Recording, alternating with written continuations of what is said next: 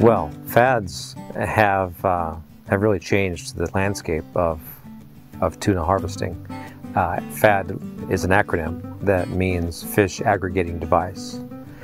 And it essentially is a floating object that attracts fish. And as fish attract and aggregate, they attract more fish, and it's exponential. And in fact, fish that would have been roaming across hundreds of square miles become grouped up underneath this floating device, and that allows the fisherman to go to his floating device, encircle it, and take that harvest.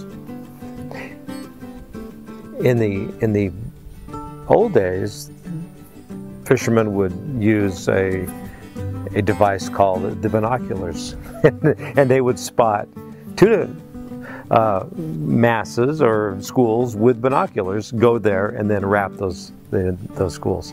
Then they employed spotting planes out of San Diego. They would go off and they'd spot a school, and they'd radio the boat to go to that school.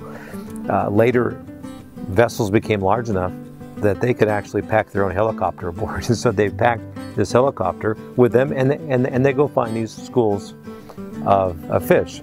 Now, I have no trouble whatsoever with using those devices to find schools of mature fish, because schools tend to swim in schools of the same size class.